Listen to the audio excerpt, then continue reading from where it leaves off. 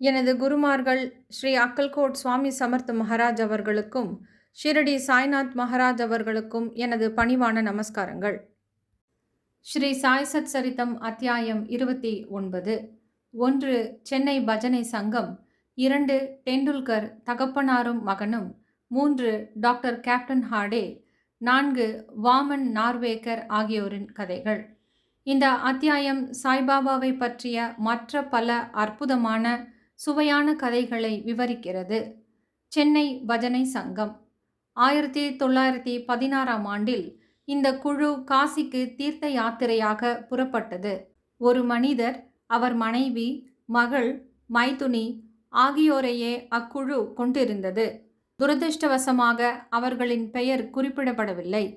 போகும் வழியில் அகமத்நகர் ஜில்லா கோபர்காவன் தாலுகாவில் உள்ள ஷிரடியில் தமது பக்தர்களுக்கும் அங்கு சென்று தங்களது திறமைகளை காட்டிய திறமைசாலிகளுக்கும் தினந்தோறும் பணத்தை விநியோகித்து வரும் தாராளமும் அமைதியும் சாந்தியும் உடைய பெரும் ஞானி ஒருவர் இருக்கிறார் என்று அவர்கள் கேள்விப்பட்டனர். சாய்பாபாவால் தட்சிணையாக ஏராளமான பணம் தினந்தோறும் சேகரிக்கப்பட்டது. இத்தொகையிலிருந்து பக்த கொண்டாஜனியின் மகளான அமணி என்ற 3 வயது குழந்தைக்கு தினந்தோறும் ரூபாய் 1, வேறு சிலருக்கு தினந்தோறும் ரூபாய் 2 முதல் ரூபாய் 5 வரையும், அமணியின் தாயாருக்கு தினந்தோறும் ரூபாய் 6 மற்றும் அவர் விரும்பியவாறு மற்ற பக்தர்களுக்கு தினந்தோறும் ரூபாய் 10 முதல் 20 வரையிலும், சமயத்தில் ரூபாய் 50 கூட அவர் விநியோகித்தார். இவற்றையெல்லாம் கேள்விப்பட்டு அந்த கோஷ்டி ஷீரடிக்கு வந்து தங்கியது. அக்குழு மிக நன்றாக பஜனை செய்து மிகச்சிறந்த பாடல்களையெல்லாம் பாடியது. ஆனால் அந்தரங்கமாக அவர்கள் பணத்துக்காக ஆசைப்பட்டனர். அக்கோஷ்டியில் 3 பேராசை பிடித்தவர்களாய் இருந்தனர். ஆனால் அவ்வீட்டு தலைவியின் குணம் வேறுபட்டதாய் இருந்தது. அவளுக்கு பாபாவின் மேல் அன்பும் பிரியமும் இருந்தது. ஒரு நாள் மத்தியான ஆரத்தியின் போது அவளது பக்தி, நம்பிக்கை இவற்றில் பெருமகிழ்வடைந்த பாபா அவளுக்கு அவளது இஷ்ட தெய்வ காட்சியை அளித்தார். வழக்கப்படி சாய்நாதனுக்கு பதில் சீதாநாதனாக, ராமனாக காட்சியளித்தார். அவளது இஷ்ட தெய்வத்தை கண்டு மிக மிக உருகி போய்விட்டாள். கண்களிலிருந்து ஆனந்த கண்ணீர் பொங்கி வழிய மகிழ்ச்சியில் கைகளை தட்டினாள். மக்கள் அவளது ஆனந்த நிலையை கண்டு அதிசயமுற்றனர். ஆனால் அதன் காரணத்தை அவர்கள் அறிய இயலவில்லை. பின்னர் மாலை பொழுதில் எல்லாவற்றையும் அவள் தன் கணவனுக்கு விளக்கினாள். சாய்பாபாவுக்கு பதிலாக அவள் எங்கனம் ராமரை கண்டாள் என அவள் கூறினாள். மிகுந்த எளிமையும் பக்தியும் உடையவராதலால் அது அவளது மனப்பிராந்தியே என அவர் நினைத்தார். மற்றவர்கள் எல்லாம் சாய்பாபாவை பார்த்து கொண்டிருக்கும் போது நீ மட்டும் ராமனை காண்பதாவது என்று அவர் அவளை கேலி செய்தார். அவளது மனம் அமைதியாகவும் சாந்தமாகவும் இருந்த போதெல்லாம் அடிக்கடி ஸ்ரீராம தரிசனத்தை கண்டாள். ஆதலால் அவள் இக்கூற்றுக்கு செவிசாய்க்கவில்லை. அற்புத காட்சி. இம்மாதிரியாக எல்லாம் நடந்து கொண்டிருந்த போது ஒரு நாள் இரவு அவள் கணவர் தன் கனவில் அற்புத காட்சி ஒன்றை கண்டார். அது கீழ்வருமாறு. அவர் ஒரு பெரிய நகரத்தில் இருக்கிறார். போலீஸ் அவரை கைது செய்து கைகளை கட்டி லாக்கப்பில் வைத்திருக்கிறது. போலீஸ் நன்றாக அழுத்தி கட்டி கொண்டிருக்கும் போது ஜெயிலுக்கு வெளியில் சாய்பாபா அமைதியாக நின்று கொண்டிருப்பதை காண்கிறார். பாபா இவ்வளவு அருகில் இருப்பதைக் கண்டு வெளிப்படையான குரலில் அவரிடம், உமது புகழை கேள்விப்பட்டு நான் உமது திருவடிகளிடையே வந்தேன். தாங்களே நேரில் நின்று கொண்டிருக்கும் போது எனக்கு இந்த கேடு ஏன் நிகழ வேண்டும் என வினவுகிறார். பாபா, உனது கர்மத்தின் விளைவை நீ அனுபவித்தாக வேண்டும். அவர், இந்த பிறவியில் இத்தகைய துரதிர்ஷ்டத்தை அளிக்கும் விதத்தில் நான் ஏதும் செய்யவில்லையே. பாபா, இப்பிறவியில் இல்லை என்றால் உனது போன பிறவியில் நீ ஏதும் பாவம் செய்திருப்பாய். அவர், எனது முந்தைய பிறவி பற்றி எனக்கு ஏதும் தெரியாது. ஆனால் அப்படியே நான் செய்திருப்பதாகவே வைத்து கொண்ட போதிலும் தங்கள் சாநித்தியத்தின் முன்னர் நெருப்பில் வைக்கோல் எரிவதை போன்று ஏன் அவைகள் அழிக்கப்படக்கூடாது? பாபா, உனக்கு அத்தகைய நம்பிக்கை உண்டா? அவர், ஆம் பாபா, உனது கண்களை மூடு. அவர் கண்களை மூடியதுதான் தாமதம். ஏதோ ஒன்று கீழே விழுந்து பலத்த அடிபடுவது போல் கேட்டது. அவர் கண்களை திறந்தபோது தாம் விடுதலையாகி இருப்பதையும் போலீஸ் ரத்தம் சிந்தி கீழே விழுந்து கிடப்பதையும் கண்டார். மிகவும் பீதியடைந்து பாபாவை அவர் பார்த்தார். பாபா, நீ இப்போது நன்றாக பிடிபட்டு கொண்டாய். இப்போது அதிகாரிகள் வந்து உன்னை கைது செய்வார்கள். அவர் கெஞ்சினார். தங்களை தவிர என்னை காப்பாற்றுவார் வேறு ஒருவரும் இல்லை. எப்படியாவது என்னை காப்பாற்றுங்கள் என்றார். பின்னர் பாபா அவரை மீண்டும் கண்களை மூடச் சொன்னார். அவர் அதே மாதிரியாக செய்த பின் கண்களை திறந்ததும் அவர் ஜெயிலுக்கு வெளியே விடுதலையாகி இருப்பதையும் பாபா அவர் அருகில் இருப்பதையும் கண்டார். பாபாவின் காலடிகளில் அப்போது அவர் வீழ்ந்தார். இந்த நமஸ்காரத்திற்கும் முந்தைய நமஸ்காரங்களுக்கும் ஏதேனும் வித்தியாசம் உண்டா என்று பாபா கேட்டார். ஏராளமான வித்தியாசம் இருக்கிறது. எனது முந்தைய நமஸ்காரங்கள் எல்லாம் தங்களிடம் இருந்து பணம் பெறுவதற்காக செய்யப்பட்டன. ஆனால் இந்த நமஸ்காரமோ தாங்கள் கடவுள் என்ற எண்ணத்தில் செய்யப்படுகிறது. அத்துடன் தாங்கள் முஸ்லீமாக இருந்து கொண்டு இந்துக்களை பாழ்படுத்துவதாக நினைத்தேன். பாபா, முகமதிய கடவுள் மீது உனக்கு நம்பிக்கை இல்லையா? அவர், இல்லை பாபா. பஞ்சா என்ற உலோகத்தாலான கை அடையாளம் உங்கள் வீட்டில் இல்லையா? தாபூத் மொஹரம் சமயத்தில் நீ அதை வழிபடுவதில்லையா? கல்யாணம் மற்றும் இதர பண்டிகை காலங்களில் நீ அமைதிப்படுத்தி ஆற்றும் காட் பீபி என்ற மற்றொரு முகமதிய பெண் தெய்வம் உங்கள் வீட்டில் இல்லையா? அவர் இவைகளிலெல்லாம் ஒத்துக்கொண்டார். பாபா, உனக்கு வேறென்ன வேண்டும்? அவரது குரு ராம்தாஸின் தரிசனத்தை பெற அவர் மனதில் அவா ஒன்று எழுந்தது. அப்போது பாபா பின்னால் திரும்பி பார்க்கச் சொன்னார். அவர் திரும்பிய போது ராம்தாஸ் நின்று கொண்டிருந்தார். அவர் காலடியில் விழப்போன போது ராம்தாஸ் மறைந்து விட்டார். பின்னர் அவர் பாபாவை விருப்பத்துடன், நீங்கள் வயதானவராக தோன்றுகிறீர்களே, உங்கள் வயது என்னவென்று தெரியுமா என்று கேட்டார். பாபா, என்ன, நான் கிழவன் என்றா சொல்கிறாய்? என்னோடு ஒரு ஓட்டப்பந்தயம் விட்டு பார்த்துவிட்டு சொல். இதை கூறிவிட்டு பாபா ஓடத் தொடங்கினார். அவரும் பின்னால் ஓடினார். ஓடும்போது பாபா அவர் தம் பாதத்தில் எழும்பிய தூசியில் மறைந்து விட்டார். அவரும் கண் விழித்தார். விழித்த பின் கனவு காட்சியை பற்றி அவர் தீவிரமாக சிந்தித்தார். அவரது மனோபாவனை முற்றிலுமாக மாறிவிட்டது. பாபாவின் பெருமையை அவர் உணர்ந்து கொண்டார். இதன் பின் அவரது பறிக்கும் குணமும் சந்தேகமும் மறைந்து ஒழிந்தன. பாபாவின் பாதாம்புயத்தில் உண்மையான பக்தி அவருக்கு ஏற்பட்டது. அக்காட்சி கனவுதான். ஆனால் கேட்கப்பட்ட வினாவிடைகள் மிகவும் விறுவிறுப்பானதும் பொருள் செறிந்ததும் ஆகும். மறுநாள் காலை எல்லோரும் ஆரத்திக்காக மசூதியில் குழுமிய போது பாபா அவருக்கு 2 ரூபாய் மதிப்புள்ள இனிப்புகளையும் தம் பாக்கெட்டிலிருந்து 2 ரூபாய் பணமும் எடுத்து பிரசாதமாக அளித்தார். மேலும் சில நாட்கள் அவரை அங்கு தங்கச் செய்து, அல்லாஹ் உனக்கு தாராளமாக அளிப்பார், உனக்கு எல்லாவித நன்மைகளையும் செய்வார் என்று ஆசி கூறினார். அங்கு அவர் அதிகமாக பணம் பெறவில்லை. ஆனால் அதற்கும் மேலானவைகளை பெற்றார். அதாவது பாபாவின் ஆசியை. அது அவருக்கு தொடர்ந்து நன்மை அளித்து வந்தது. பின்னால் அக்கோஷ்டிக்கு ஏராளமான பணம் கிடைத்தது. அவர்களது பிரயாணம் வெற்றிகரமாக முடிவடைந்தது. அவர்கள் பிரயாணத்தின் போது எவ்வித அசௌகரியமோ தொல்லையோ ஏற்படவே இல்லை. பாபாவின் அருளால் எய்திய ஆனந்தத்தையும் ஆசிகளையும் நினைந்தவாறே பத்திரமாகவும் சௌக்கியமாகவும் வீடு திரும்பினர். டெண்டுல்கர் குடும்பம். பாந்திராவில் டெண்டுல்கர் என்னும் குடும்பம் ஒன்று இருந்தது. அதன் உறுப்பினர்கள் எல்லோரும் பாபாவிடம் பக்தி பூண்டவர்களாக வாழ்ந்து வந்தனர். ஸ்ரீ சாய்நாத் பஜன்மாலா என்னும் 800 செய்யுட்கள் கொண்ட ஒரு நூலை திருமதி சாவித்ரிபாய் டெண்டுல்கர் பதிப்பித்திருக்கிறார். அது பாபாவின் லீலைகளை எல்லாம் விளக்குகிறது. பாபாவை பற்றி ஆர்வம் கொண்டோர் எல்லோரும் படிக்க உகந்த நூல் அது. பாபு டெண்டுல்கர் என்னும் அவர்களது புதல்வன் இரவும் பகலும் அரும்பாடுபட்டு படித்து கொண்டிருந்தான். அவன் மருத்துவ பரீட்சைக்கு செல்ல வேண்டும். சில ஜோசியர்களை கலந்தாலோசித்தான். அவனது ஜாதகத்தை பரிசீலித்துவிட்டு கிரகங்கள் அவனுக்கு இவ்வருடம் சாதகம் இல்லை என்றும், எனவே அடுத்த வருடம் அவன் பரீட்சைக்கு சென்றால் நிச்சயம் வெற்றி பெறுவான் என்றும் அவர்கள் கூறினர். இது அவனை கவலைக்குள்ளாக்கி நிலை கொள்ளாமல் இருக்க செய்தது.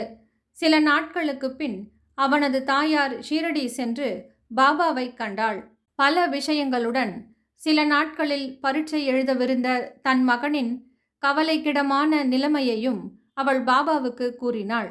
இதை கேட்டுவிட்டு பாபா கூறினார், உனது மகனிடம் என்னை நம்பும்படி சொல். ஜாதகம், கைரேகைக்காரர்களின் ஜோசியம் ஆகிய முன்னோடி உரைகளை தூக்கி எறிந்துவிட்டு அவன் பாட்டுக்கு படித்து கொண்டிருக்கட்டும். பரீட்சையை அமைதியாக எழுதட்டும். அவன் இவ்வாண்டு தேறுவது உறுதி. என்னை நம்பும்படியும் ஏமாற்றம் அடைய வேண்டாம் என்றும் சொல். தாய் வீட்டுக்கு திரும்பி இச்செய்தியை மகனுக்கு தெரிவித்தாள். பின்னர் அவன் கஷ்டப்பட்டு படித்து உரிய காலத்தில் பரீட்சையும் எழுதினான். எழுதும் பேப்பர்களை ரிட்டன் எக்ஸாம் அவன் நன்றாக செய்திருந்தான். ஆனால் சந்தேகத்தால் பீடிக்கப்பட்டு பாஸ் செய்வதற்கு போதுமான மார்க்குகள் தான் பெறப்போவதில்லை என்று எண்ணினான். எனவே வாய்மொழி பரீட்சைக்கு ஓரல் எக்ஸாமுக்கு போவதை பற்றி அவன் கவலைப்படவில்லை. ஆனால் பரீட்சை அதிகாரி அவனை விடுவதாக இல்லை. அவன் எழுதிய பேப்பர்களில் பாஸ் செய்து விட்டதாகவும் வாய்மொழி பரீட்சைக்கு அவன் வர வேண்டும் என்றும் சக மாணவன் ஒருவன் மூலம் செய்தி அனுப்பினார். இவ்வாறாக அவன் அப்பரீட்சையில் தேறுவதற்கு ஊக்குவிக்கப்பட்டு இரண்டிலுமே வெற்றியடைந்தான். கிரகங்கள் அவனுக்கு எதிராக இருந்த போதிலும் பாபாவின் அருளால் அவன் இவ்வாறாக வெற்றி பெற்றான். ஐயங்களும் கஷ்டங்களும் நம்மை சற்றே அசைத்து நம்பிக்கையை உறுதிப்படுத்தவே சூழ்கின்றன என்பதை இங்கே அறிய வேண்டும். நாம் வாழ்க்கையில் சோதனைக்கு உள்ளாக்கப்படுகிறோம். முழு நம்பிக்கையுடன் பாபாவை பற்றி கொண்டு நமது முயற்சிகளை தொடர்ந்து செய்வோமே ஆனால் நமது முயற்சிகள் அனைத்தும் முடிவாக வெற்றி முடி சூட்டப்பெறும். இப்பையனின் தந்தையாரான ரகுநாத் ராவ் பம்பாயில் உள்ள வெளிநாட்டு வாணிப கம்பெனி ஒன்றில் பணியாற்றி வந்தார்.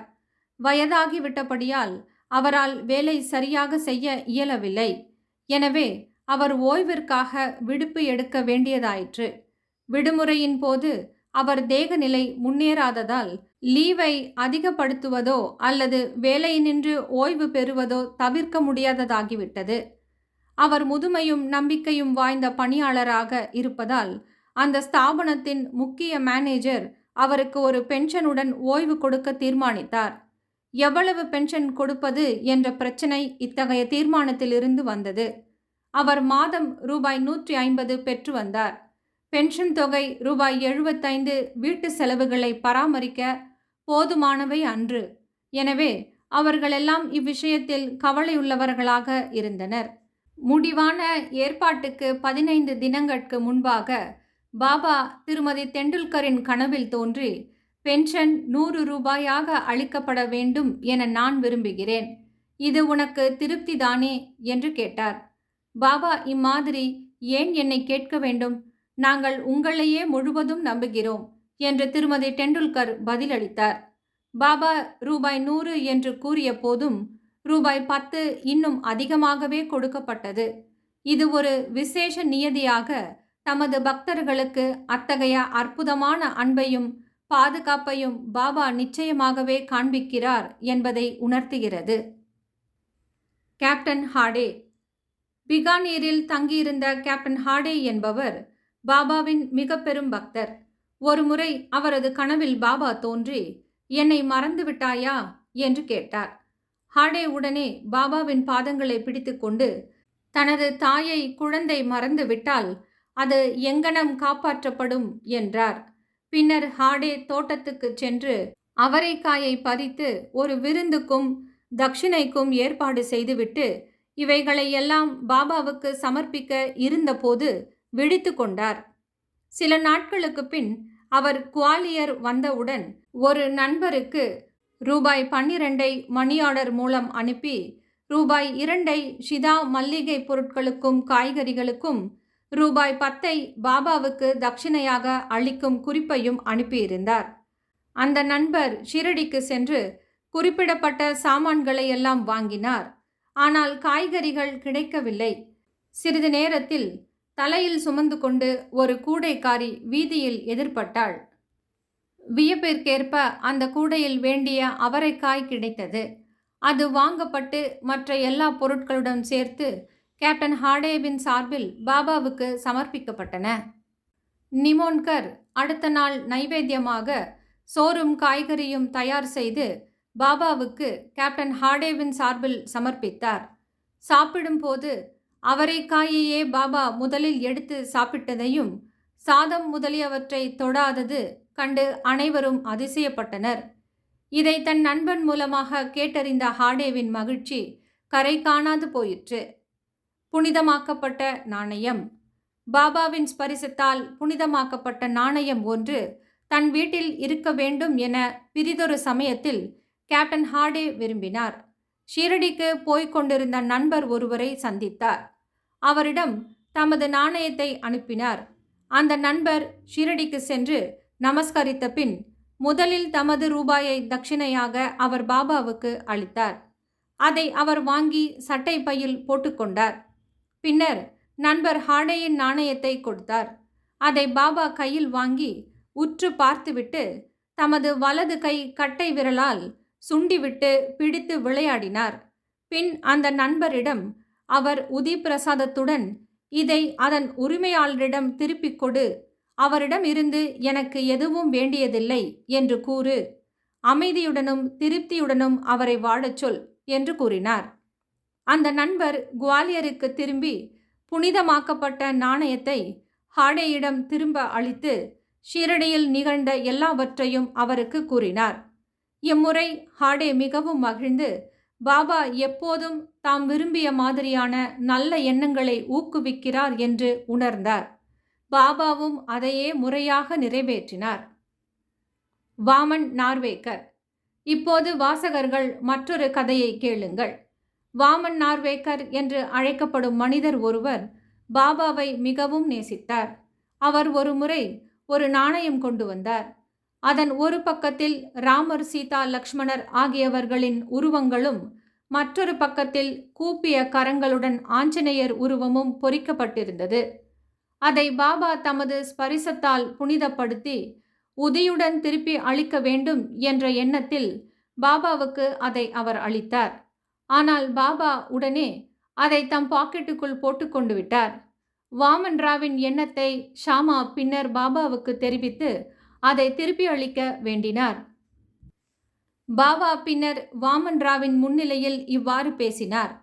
அது ஏன் அவருக்கு திருப்பி அளிக்கப்பட வேண்டும்? அதை நாமேதான் வைத்து கொள்ள வேண்டும். அதற்காக ரூபாய் 25 கொடுத்தாரானால் அது திருப்பி அளிக்கப்படும். வாமன் ராவ் ரூபாய் 25 சேகரித்து அவற்றை பாபாவின் முன்னிலையில் வைத்தார். பின்னர் பாபா அந்த நாணயத்தின் மதிப்பு 25 ரூபாயை விட மிக மிக அதிகமாகும். ஷாமா, இந்த ரூபாயை எடுத்து நமது ஸ்டோரில் வைத்துக்கொள். நாணயத்தை உனது பூஜை அறையில் வைத்து வழிபடு என்றார். பாபா இம்மாதிரியான செயலை ஏன் பின்பற்றினார் என்பதை கேட்க ஒருவருக்கும் தைரியமில்லை. ஒவ்வொருவருக்கும் எது மிகச் சிறந்தது, மிக பொருத்தமானது என்பதை பாபா மட்டுமே அறிவார். ஸ்ரீ சாயை பணிக. அனைவருக்கும் சாந்தி நிலவட்டும்.